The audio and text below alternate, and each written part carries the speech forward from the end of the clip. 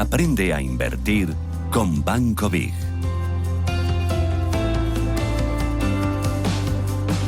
Aprendemos a invertir y vamos a mirar a los principales mitos que hay sobre la bolsa. Lo hacemos con Nicolás del Río, analista de mercados de Banco Big. ¿Qué tal, Nicolás? ¿Cómo estás? Buenos días, bienvenido. Hola, Rubén, muchas gracias. ¿Cómo estáis? Esas cosas que siempre vimos, que siempre nos cuentan, que escuchamos, ¿son verdad? ¿Son mentira? Por ejemplo, que la bolsa solo invierte en las personas con grandes patrimonios, con grandes recursos. Sí. ¿Es así o no? Sí.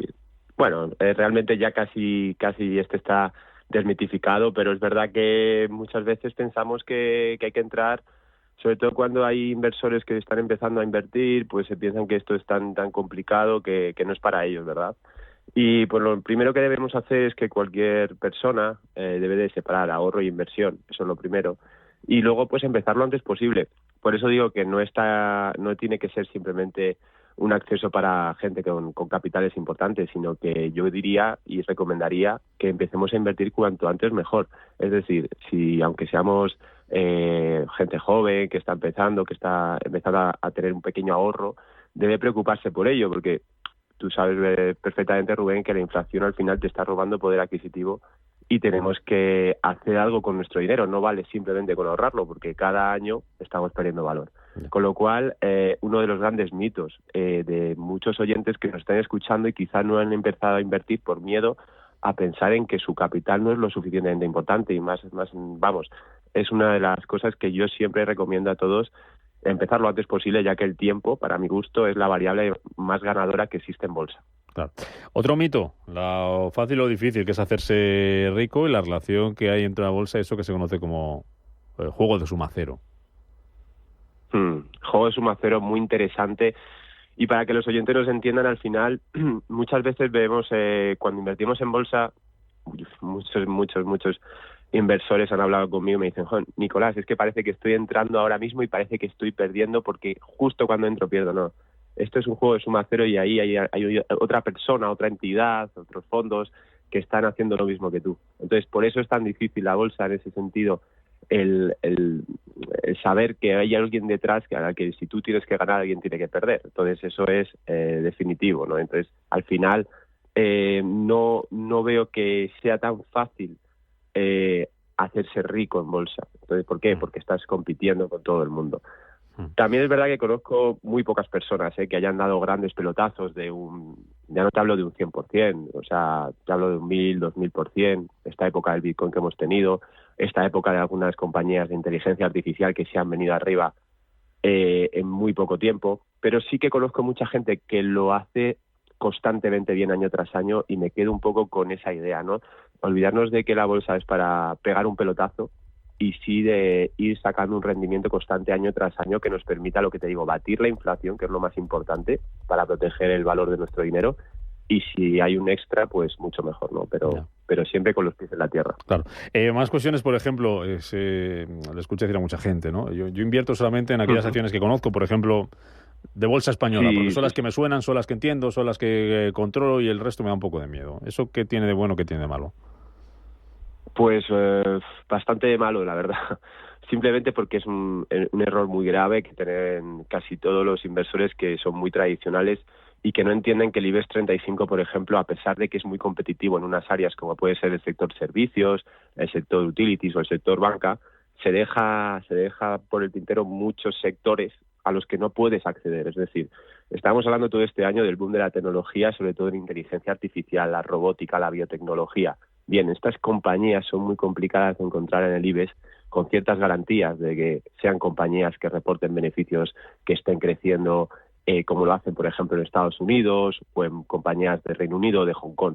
Entonces, hay que abrir un poco la mente porque es que nos estamos perdiendo un abanico de posibilidades que es como la vida misma, ¿no? Yo conozco algo, yo me quedo con eso, ¿no? Pero si investigas un poquito más, pues al final vas a encontrar múltiples compañías que te pueden dar rentabilidad interesante. Y sobre todo, ya te digo, o sea, es que al final el IBEX está muy acotado y muy especializado a unos tipos de sectores muy tradicionales, también muy maduros. Por cierto, este año le va fenomenal al IBEX, vamos a reconocer ese mérito, pero al final tiene unos sectores muy, muy marcados que le impiden multiplicarse, digamos, como lo puede hacer un sector como la inteligencia artificial, ¿verdad? Te quería preguntar también, Nicolás, por los stop loss, los famosos stop loss.